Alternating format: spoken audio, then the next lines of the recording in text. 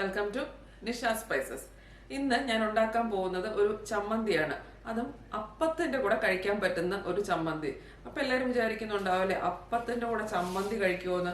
ഈ ചമ്മന്തി അങ്ങനെയാട്ടോ, അപ്പത്തിന്റെ കൂടെയും ദോശയുടെ കൂടെയും നല്ല സൂപ്പർ ടേസ്റ്റ് ആയിട്ടുള്ള ഒരു ചമ്മന്തിയാണ്. അപ്പം അപ്പത്തിന്റെ മാവ് ഉണ്ടെങ്കിൽ ഇപ്പൊ സാധാരണ നമ്മൾ അപ്പത്തിന് എന്തെങ്കിലും മസാല കറിയോ അങ്ങനത്തെ കറികളൊക്കെ വേണം അല്ലെ.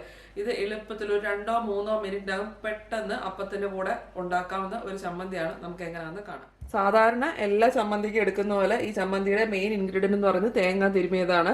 ഇത് 1 കപ്പ് തേങ്ങ തിരുമിയതുണ്ട്. പിന്നെ ഇതിന് ചെറിയ ഉള്ളി വേണം, അത് കുറച്ച് കൂടുതൽ വേണം. അപ്പൊ 1 കപ്പ് തേങ്ങ തിരുമിയതിന് 15 ചെറിയ ഉള്ളി ഞാൻ എടുത്തിട്ടുണ്ട്. പിന്നെ എരിവിന് ആവശ്യത്തിന് ഉണക്കമുളക്, ഞാനിപ്പോൾ ഒരു 15 ഉണക്കമുളക് എടുത്തിട്ടുണ്ട് കേട്ടോ. ഇത് വലിയ എരിവുള്ള ഉണക്കമുളകല്ല. അപ്പം ഇത് 3ഉം കൂടെ, 1 കപ്പ് തേങ്ങ തിരുമിയത്, 15 ചെറിയ ഉള്ളി, 15 ഉണക്കമുളക്, ഇതെല്ലാം കൂടെ മിക്സിയുടെ ഒരു ചെറിയ ജാറിലിട്ട് ഒന്ന് ചതച്ചെടുക്കണം. വെള്ളം ഒഴിക്കരുത്, ഡ്രൈ ആയിട്ട് ഒരുപാട് അരയുകയും ചെയ്യരുത് കേട്ടോ. നമ്മൾ സാധാരണ തോരനൊക്കെ അരയ്ക്കത്തില്ലേ, അതേപോലെ ഒന്ന് ചതച്ചെടുക്കണം. ഇച്ചിരി ഉപ്പും കൂടി ഇട്ട് അങ്ങ് ചതച്ചെടുത്തു കേട്ടോ. ഇനി ഞാൻ സ്റ്റൗ കത്തിച്ച് ഒരു പാൻ വെച്ചിട്ടുണ്ട്. അതിലോട്ട് ഏകദേശം 2 ടേബിൾ സ്പൂൺ വെളിച്ചെണ്ണ ഒഴിച്ചു കൊടുത്തു. വെളിച്ചെണ്ണ തന്നെ വേണം ഇതിന്. സാധാരണ എല്ലാ ചമ്മന്തിക്കും വെളിച്ചെണ്ണ തന്നെ എടുക്കുന്നത്. ഈ പരുവത്തിലാണ് ഞാൻ ഈ തേങ്ങ അരച്ചെടുത്തേക്കുന്നത്. നോർമൽ ചമ്മന്തിക്ക് അരയ്ക്കുന്നത് പോലെ ഒത്തിരി അരഞ്ഞു പോരുത് കേട്ടോ. എന്നാൽ തോരനേക്കാളും ഇച്ചിരൂടെ കൂടുതൽ, തോരൻ പോലെ ഒത്തിരി ഇങ്ങനെ പെരാന്ന് കിടക്കരുത്, കുറച്ചുകൂടെ ഒന്ന് അരയണം. പക്ഷെ സാധാരണ ചമ്മന്തിയുടെ അത്ര ഒത്തിരി അങ്ങ് അരഞ്ഞ് കുഴഞ്ഞു പോകാനും പാടില്ല. അതിൽ നിന്ന് എണ്ണയൊന്നും ഇറങ്ങി വരാൻ പാടില്ല തേങ്ങയെന്ന്, അങ്ങനെ കുഴഞ്ഞു വരരുത്. അപ്പം എണ്ണ നല്ല ചൂടായിട്ടുണ്ട്. അതിലോട്ട് ഈ അരച്ച് വെച്ചിരുന്ന ഈ കൂട്ടങ്ങ് ഇട്ട് കൊടുക്കണം. ഫ്ലെയിം ലോ ആക്കിയേ ഞാൻ. ഇത് ഞാൻ ഉപ്പ് ചേർത്ത് അരച്ചത്. മീഡിയം ഫ്ലെയിമിൽ വെച്ച് ഇതൊന്ന് ഇളക്കി കൊടുക്കണം.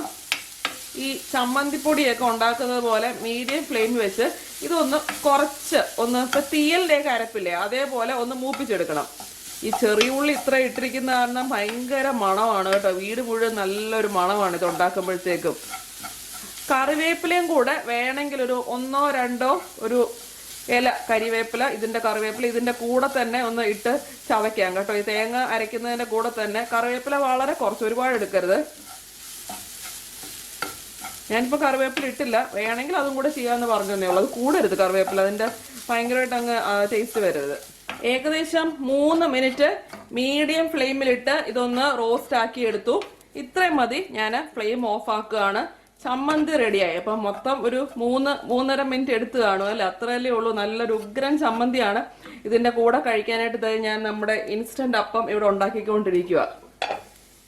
അങ്ങനെ 2-3 മിനിറ്റിനകം ഒരു ഉഗ്രൻ കറി അപ്പത്തിന്റെ കൂടെ റെഡി ആയില്ലേ. ഇപ്പൊ കറി അല്ലെങ്കിലും ഒരു നല്ലൊരു ചമ്മന്തിയാണ്, ഒരു നല്ലൊരു സൈഡ് ഡിഷ് തന്നെയാണ് കേട്ടോ. കറിയൊന്നും വേണ്ട ഇതിന്റെ കൂടെ. ഇപ്പൊ ഞങ്ങൾ ഇന്ന് കഴിക്കാൻ പോകുന്നത് അപ്പവും ഈ ചമ്മന്തിയും കൂടെയാണ്. നല്ല ടേസ്റ്റി ആക്കാം കേട്ടോ. ആ ചെറിയ ഉള്ളി നല്ലപോലെ വേണം, അതാണ് ഇതിന്റെ സ്പെഷ്യൽ ടേസ്റ്റ്. അപ്പൊ എല്ലാവരും വിചാരിക്കുന്നില്ലാവില്ലേ അപ്പത്തിന്റെ കൂടെ ചമ്മന്തി എങ്ങനെ കഴിക്കുക. ഒരു പ്രാവശ്യം ഒന്ന് കഴിച്ചു നോക്കി. ഇപ്പൊ ഇന്ന് രാത്രി തന്നെ അമ്മ എന്നോട് രാത്രിയിൽ എന്താ കഴിക്കാമെന്ന് ഫോൺ ചെയ്തപ്പോൾ ചോദിച്ചപ്പോൾ ഞാൻ പറഞ്ഞു അപ്പവും ചമ്മന്തി. അപ്പൊ അമ്മയുടെ തന്നെ ഫസ്റ്റ് ചോദ്യം അതായിരുന്നു, അപ്പത്തിന്റെ കൂടെ ചമ്മന്തിയോ എന്ന്. ഞാനിത് സ്ഥിരമായിട്ട് ഉണ്ടാക്കുന്ന കേട്ടോ. എനിക്കൊരു 7-8 വർഷം മുന്നേ ഒരു ഫ്രണ്ട് പറഞ്ഞു തന്നതാണ്. അപ്പത്തോട്ടൊന്ന് ട്രൈ ചെയ്ത് നോക്കിയതാണ്. അപ്പൊ നല്ല ടേസ്റ്റിയാ. ദോശയുടെ കൂടെ നല്ല കോമ്പിനേഷൻ ആട്ടോ. അപ്പം മാത്രമല്ല ദോശയ്ക്കും ഒക്കെ നല്ലതാണ്. ഒന്ന് ട്രൈ ചെയ്ത് നോക്കിയാൽ തീർച്ചയായിട്ടും ഇഷ്ടപ്പെടും. അപ്പൊ ശരി, നമുക്ക് അടുത്ത പ്രാവശ്യം പുതിയ വീഡിയോ ആയിട്ട് കാണാം. ബൈ.